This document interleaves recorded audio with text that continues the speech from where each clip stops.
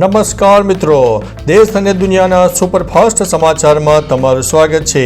મેઘરાજાનું vacation પૂરો, તરખાટ મચાવવા માટે તૈયાર। 7 દિવસ રાજ્યમાં અત્યંત ભારેથી અતિભારે વરસાદની આગાહી વ્યક્ત કરવામાં આવી છે।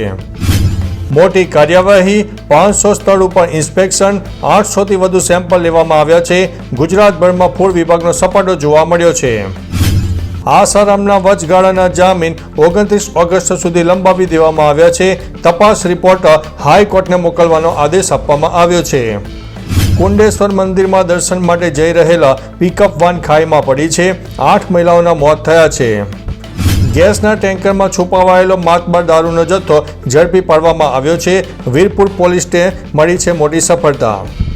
દેવાયત ખવડના લૂંટ અને મારામારીના કેસમાં પોલીસ તપાસ સુરેન્દ્રનગર સુધી પહોંચી છે।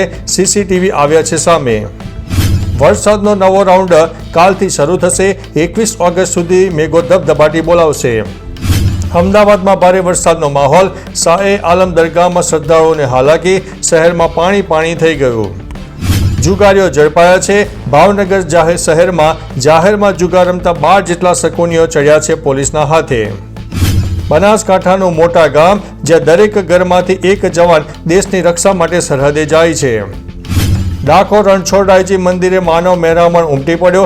જન્મોત્સવની ઉજવણી કરવા માટે ભક્તો તપ્તર છે।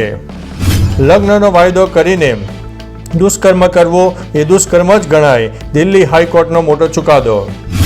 અમદાવાદમાં બીઆરટીએસ બસે વધુ એકનો લીધો છે જીવ, કૃષ્ણનગર બસ સ્ટોપ પાસે મારી હતી ટક્કર। દાહોદ, પંચમહાલ, ખેડા, વડોદરા, છોટાઉદેપુર, નર્મદા, ભરૂચ, સુરત, તાપી, ડાંગ, નવસારી, વલસાડ, દાદરા અને નગર હવેલી અને દમણમાં પણ ઓરેન્જ એલર્ટ આપવામાં આવ્યું છે, જ્યાં તેજ પવન સાથે ભારે વરસાદની સંભાવના વ્યક્ત કરવામાં આવી છે। જન્માષ્ટમી અમદાવાદમાં જળબંબાકાર જોવા મળ્યો। કડાકા ભડાકા સાથે વરસાદી માહોલ, 2 અંડરપાસ બંધ કરવામાં આવ્યા છે। તો ચાલો મિત્રો, ફરીથી દેશ અને દુનિયાના સુપરફાસ્ટ સમાચાર લઈને મળતા રહીશો। ત્યાં સુધી અમને રજા આપશો। નમસ્તે।